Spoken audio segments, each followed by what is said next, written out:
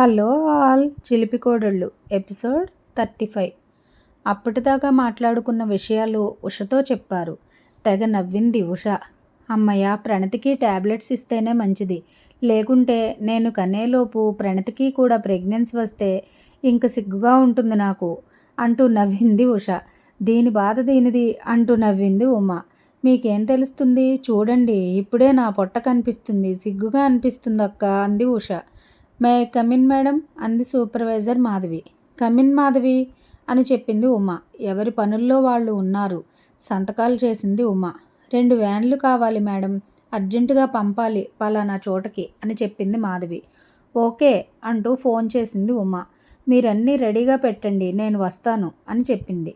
ఇక మాధవి బయటకు వెళ్ళిపోయాక తోడికోడళ్ళు ముగ్గురు మాటల్లో పడ్డారు. నిజమే అక్క చెప్పింది, రవితేజ అక్కడ ఉండడం అంత మంచిది కాదేమో అంది ఉష. రవితేజ చిన్నవాడేమీ కాదు, వాడి లిమిట్స్ వాడికి ఉంటాయి అంది ఉమ. ఉన్నా అలా ఒకవేళ రబ్బర్ బొమ్మలా ఉన్న పిల్ల మీద పడితే ఏం చేస్తాడు మనవాడు అంటూ నవ్వింది ఉష. మీరు మీ అనుమానాలు కాకుంటే కాస్త రవితేజకి మంచి చెడు చెప్పడం మంచిది అంది ఉమ. పోనీ ప్రణతి వాళ్ళ ఇంట్లో ఉంటే అంది ఉష. అస్సలు ఉండకూడదలా, ఆడపిల్ల ఇంట్లో అస్సలు ఉండకూడదు అని చెప్పింది ఉమ. మరి గిరి మన ఇంట్లో ఉన్నాడుగా అంది ఉష. అది ప్రశాంతి నిలయం, అక్కడ డీల్ చేసేది సుధీర్ బాబు. అయినా కూడా గిరితో కూడా ఇబ్బంది పడ్డాము, గుర్తులేదా ఉష అంది ఉమ. అవును నిజమే అంది సుమ. అయితే గగన వాళ్ళ ఫ్యామిలీ అంతా అక్కడే ఉంటుంది కాబట్టి ఇబ్బంది ఉండదులే అంది సుమ. ఏదేమైనా చక్కటి కుర్రాడికి ఇంకా మంచి పిల్ల దొరికేదేమో అంది ఉష. అలా అనుకున్నా మన వాళ్ళకి మనం దొరకలా అంతేగా అని నవ్వింది ఉమ. అవును నిజమే, వాళ్ళ ముగ్గురు చాలా బాగుంటారుగా ఎలాగైనా అంది సుమ. మనకేం తక్కువే అంది ఉమ. అవును మనకన్నీ ఎక్కువే అంది ఉష నవ్వుతూ. దేవుడు ఏది చేస్తే అదేలే అంది సుమ. ఇక మాట్లాడలేకపోతే దేవుడిని అడ్డం పెట్టుకుంటాం అంటూ నవ్వింది ఉమ. నువ్వు చెప్పక్క, నీ మనసుకి ఎలా ఉంటుంది గగన అని అడిగింది ఉమ. బాగానే ఉంటుంది అంది సుమ నవ్వుతూ. ఆ పిల్లకేమక్క యాపిల్ పండులా ఉంటుంది అని నవ్వింది ఉష. నువ్వు కూడా సిమ్లా యాపిల్లా ఉన్నావు కదా అంటూ నవ్వింది ఉమ. ఇక వారి భర్తల గురించి సరసంగా మాట్లాడుకున్నారు కాసేపు. మధ్యలో పనివాళ్ళు వచ్చినప్పుడు జాగ్రత్తగా మాట్లాడుకుంటున్నారు. ముగ్గురు చిడిపికోడళ్ళు మాటలకి అంతే ఉండదు. ప్రశాంతి గారు ప్రభాకర్ గారు తోట దగ్గరకు వెళ్ళి వారు ఎంజాయ్ చేస్తున్నారు, అటు పనులు చేస్తున్నారు. ఆరోగ్యానికి ఆరోగ్యం, ఆనందానికి ఆనందం. ఈరోజు హాలిడే అనుకుంటా కదా, రవితేజ కూడా ఒకసారి ఫోన్ చెయ్యి అంది ఉమ. సుమ రవితేజకు ఫోన్ చేసింది. ఈరోజు సెలవు కదా, నేనే చేద్దామనుకుంటున్నానమ్మా అన్నాడు రవితేజ నవ్వుతూ. ఎలా ఉన్నావు అన్ని సంగతులు అడిగారు ముగ్గురు. అందరినీ పలకరించాడు రవితేజ.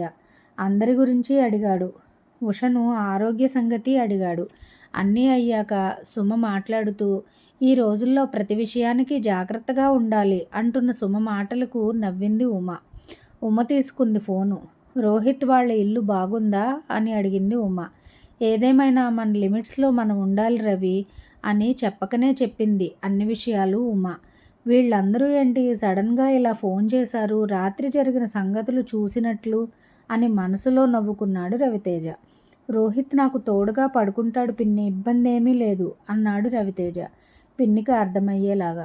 మన పద్ధతిలో మనం ఉండాలి రవి, ఒకరితో చిన్న మాట మనం అనిపించుకోకూడదు ఎప్పుడు. ఇలాంటి విషయాలు మన ఇంట్లో వాళ్ళు భరించలేరు కదా, అందుకే నీకు చెబుతున్నా. నువ్వు మంచివాడివి, అందరూ అలా ఉండరు కదా, అందుకేలే అని చెప్పి నవ్వేసింది ఉమ. ఏది ఏమైనా గగనని చూశారు కదా అక్క పెళ్లిలో, విపరీతమైన హుషారుతో నన్ను కాస్త ఏడిపించడం చూశారు పెద్దవాళ్ళు, అందుకే మాట్లాడుతున్నారు ఇలా అని గ్రహించాడు రవితేజ. ఫోన్ సుమ తీసుకుంది. ఏ విషయానికైనా మన ప్రశాంతి నిలయంలో కొన్ని నియమాలు కొన్ని పద్ధతులు ఉంటాయి కదమ్మా, వాటిని ఎప్పుడూ అధిగమించను.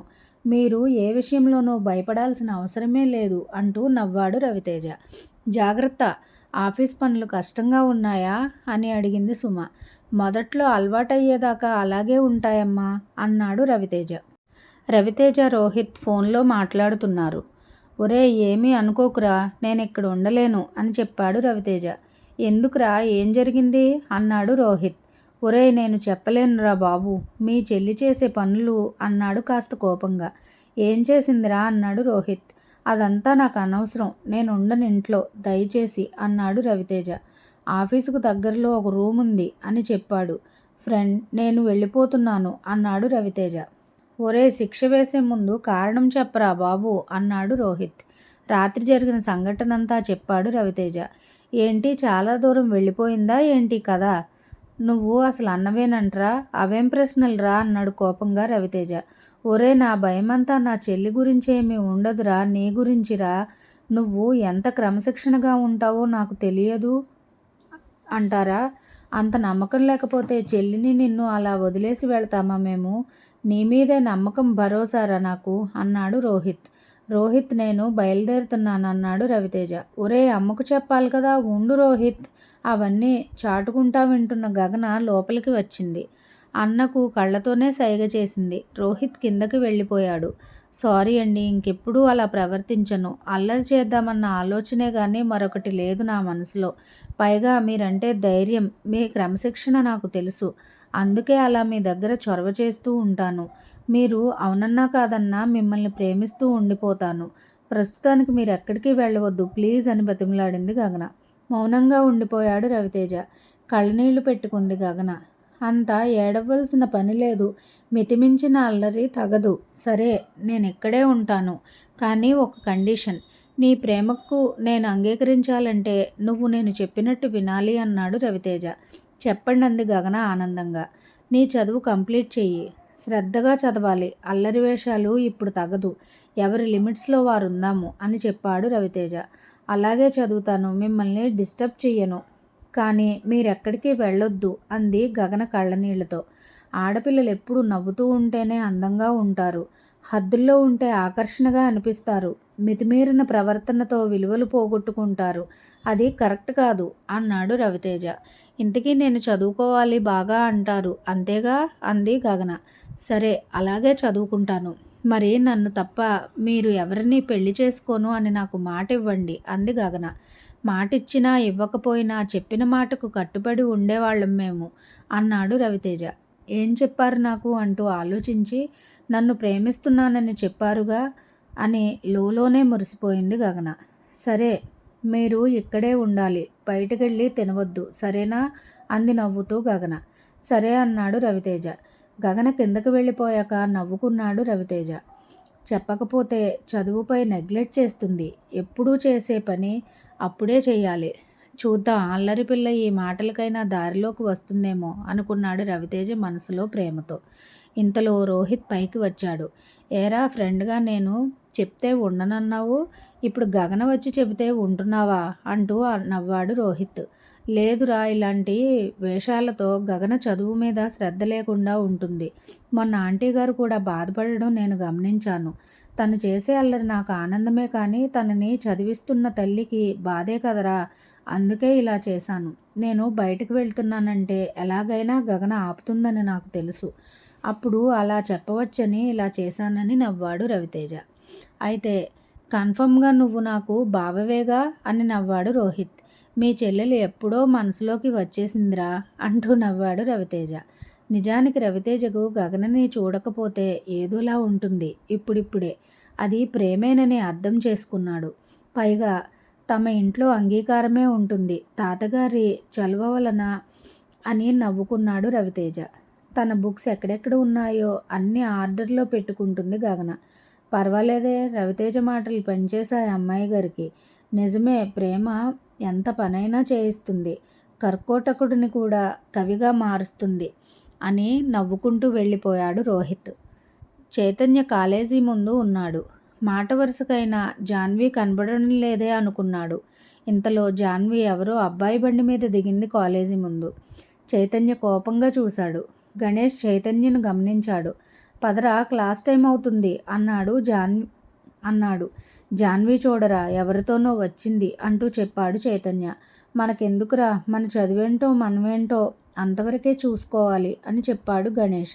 అది కాదురా, చదువయ్యాక మాట్లాడుకుందామని చెప్పానుగా, ఇంతలోనే వేరొకటి బండి ఎక్కి రావాలా అన్నాడు చైతన్య కోపంగా.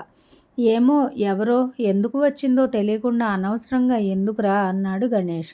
ఛీ అని అనుకుంటూ క్లాస్ రూమ్ వైపు నడిచాడు చైతన్య. ఆ రోజు సాయంత్రం కాలేజ్ అయ్యాక లేఖ వచ్చింది చైతన్యను కలవడానికి. ఎవరు మీరు అన్నాడు చైతన్య. నా పేరు లేఖ, జాన్వి అక్కను. దయచేసి మా చెల్లెలి వెంట పడకు. చిన్న వయసు, చదువుకోవాల్సిన వయసులో నీతో ప్రేమలో పడింది. ఇప్పుడు ఇలా ప్రవర్తించి మీరు సుఖపడేదేంటి? చదువులు కోల్పోతారు. ఒకరికొకరు ఇప్పుడు దగ్గరైతే తినడానికి తిండి కూడా ఉండదు, కట్టుకోవడానికి గుడ్డ దొరకదు, ముష్టి కూడా ఎత్తుకొని బతకలేరు అంటూ కోపంగా చెడామెడా తిట్టేసింది లేఖ. ఇది వరకైతే చదువయ్యాక చూసుకుందామని చెప్పాను. ఇప్పుడైతే అసలు ఆ ఉద్దేశం కూడా నాకు లేదు. మీ చెల్లెలు ఇంకొకరితో బండి మీద తిరుగుతుంది, వెళ్ళి చూసుకోండి అని కోపంగా చెప్పాడు చైతన్య. లేఖ ఆశ్చర్యపోయింది. అదేంటి, ఇంకొకరి బండి ఎక్కిందా? దాని పుస్తకాల్లో, దాని మాటల్లో నీ పేరే నేను విన్నాను. బుకాయించుకు, మాయమాటలు చెప్పి నా చెల్లెల్ని వలలో వేసుకుంటున్నావు అంటూ కోప్పడుతున్న లేఖ వైపు తను కూడా కోపంగా చూశాడు చైతు. మా ఇంటి పరిస్థితులు చాలా దారుణమైనవి. తండ్రి పట్టించుకునే ఇల్లు కాదు మాది. కష్టపడే బతుకుతున్నాము. దయచేసి అభంశుభం తెలియని నా చెల్లెల జీవితంతో ఆడుకోకని చెప్పింది లేఖ. ఇంత అవసరం నాకు ఏమీ పట్టలేదు. వెళ్ళి ఈ మాటలన్నీ మీ చెల్లెలకు చెప్పుకోండి అని చెప్పాడు చైతన్య. ఏంటి ఈమె మాట్లాడేది? నా మీద సీరియస్ అవుతుంది ఎందుకు? చెల్లెల ప్రవర్తన చూసుకోవాలిగా అనుకుని విసురుగా బైక్పై వెళ్ళిపోయాడు. వాళ్ళ అత్తగారు ఇచ్చిన వంగపండు రంగు కలర్ మెరుపుల చీర కట్టుకుంది ప్రణతి. బంగారు రంగు ఛాయ మరింత రంగు తేలినట్లు అనిపించింది. చాలా అందంగా ఉందని అత్తగారు ఆడబిడ్డ మెచ్చుకున్నారు. ఉదయాన్నే లేవడం, పొద్దున్నే అందరికీ కాఫీలు ఇవ్వడం, చకచక ఆడబిడ్డతో కలిసి ఇల్లు నీట్గా పెట్టడం, ఇక అత్తగారికి పూజకు సిద్ధం చేయడం, వెరైటీ టిఫిన్స్ వదినామరుదులిద్దరూ కలిసి చేయడం అలవాటైపోయింది ప్రణతికి. ఆ రోజు ప్రమోద్ ఆఫీసుకి బయలుదేరాడు. ప్రణతి అంటూ పిలిచాడు ప్రమోద్.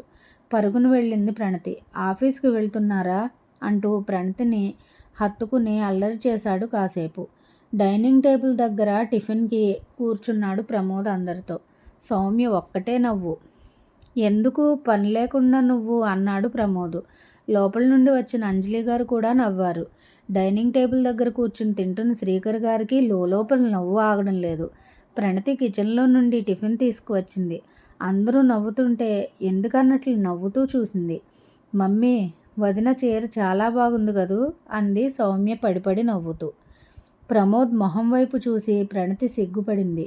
ప్రణతి చీరకు ఉన్న మెరుపులు మొత్తం ప్రమోద్ ముఖమంతా అంటుకుపోయి ఉన్నాయి.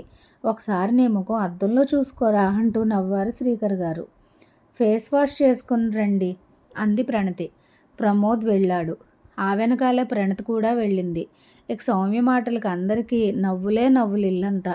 కొడుకు కోడలు ఆనందంగా ఉంటే కొంతమంది ఓర్చుకోలేరు. అసలు కొందరు ఏజంటా సుఖంగా ఉన్నా చూసి ఓర్వలేకపోతారు. ప్రతి ఒక్కరికి అలాంటి అనుభవాలు జరుగుతూనే ఉంటాయి. కానీ అందువల్ల లాభమేముంటుంది? అసూయపడేవాళ్ళు ఆలోచించరు. తమ ప్రవర్తన వల్ల తమలో ఆ ఆనందం లేదు అన్నది ఒక బాధ అయితే, ఎదుటివారికి ఉన్నది అన్నది మరింత బాధ. అటువంటి వారికి అసూయ, స్వార్థగుణం అలాంటివి దూరం చేసుకుంటే జీవితాన్ని నిజమైన ఆనందంతో గడపవచ్చు. అత్తగా ఒకప్పుడు తను పడలేని సుఖం నేడు కోడలు పడుతున్నదన్న అసూయతోనే గొడవలు మొదలవుతాయి. అన్నాళ్ళు పెంచుకున్న కొడుకు మరుక్షణమే తన సొంతమైపోవాలి, ఆ కుటుంబంతో సంబంధం లేకుండా అని జ్ఞానం లేని ఆలోచనలు చేసే కోడళ్ల ప్రవర్తన కూడా గొడవలకు మొదలు. కానీ అందువల్ల మనం సాధించేదేముంది? ప్రేమగా జీవించగలుగుతామా? ఒక్క స్వార్థం కోసం ఎన్నో ఆనందాలని దూరం చేసుకుంటాము. ఈ విషయాలను గమనించలేక మనకు మనమే నలుగురిలో పలచన పడిపోతాము. మన ఇంటికి వేరొకరు వచ్చి తీర్పులు ఇచ్చే స్థితికి దిగజారిపోతాము. అందువల్ల లాభమేంటి? అత్త ప్రేమను పంచగలిగితే తల్లిని కూడా మించిపోగలదు. కోడలు కూడా అత్తింటిని తన ఇల్లుగా ప్రేమను పంచగలిగితే కూతుర్ని కూడా మించగలదు. ప్రేమను పంచుకుంటే ఇంటికి స్వర్గం చేసుకోవచ్చు అందరూ. మిగతాది నెక్స్ట్ ఎపిసోడ్లో చూసుకుందాం. నచ్చితే తప్పకుండా లైక్ చేసి షేర్ చేయండి. మీ అనుభవాలను కామెంట్స్లో తెలియచేయండి. Thank you.